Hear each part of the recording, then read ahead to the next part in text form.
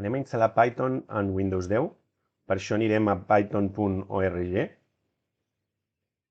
i anirem a la secció de Downloads.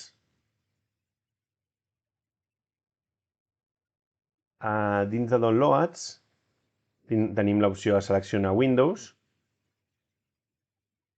o tenim unes altres opcions com Linux. Selecciono Windows, i en aquest cas instal·larem Python 3, que és la darrera versió,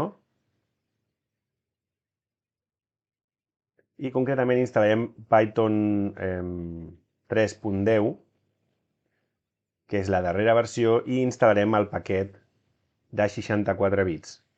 Si el vostre ordinador fos de 32 bits, instal·laríeu el de 32 bits. Normalment la majoria fa temps que són de 64 bits, al Windows. Llavors descarregarem el Windows Installer de 64 bits.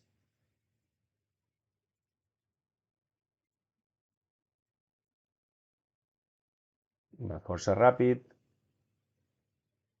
i l'executarem. És important que no el descarregueu de cap altra font que no sigui python.org. Python és python.org, com el vídeo. I li marcarem que afegeixi Python 3.10 al path, perquè així des de la línia de comandes podrem executar el Python.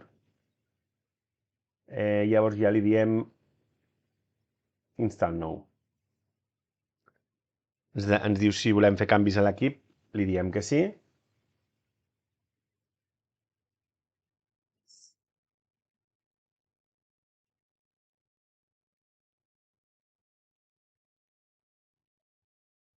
Està instal·lant els components.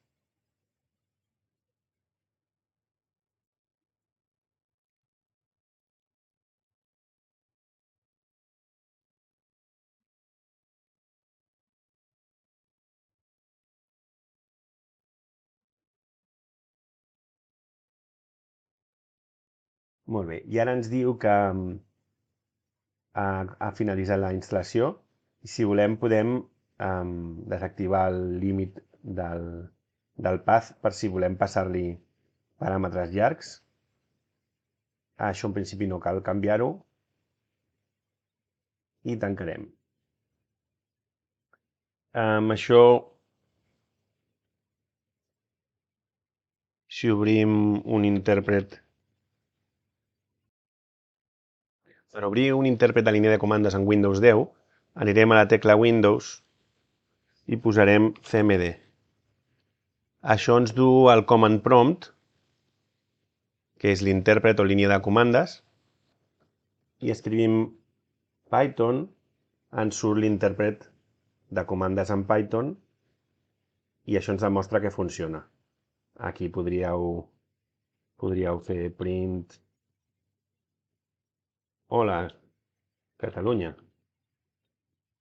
i rebríeu Hola, Catalunya. També podríeu fer operacions aritmètiques com 10 més 9 i us donaria 19.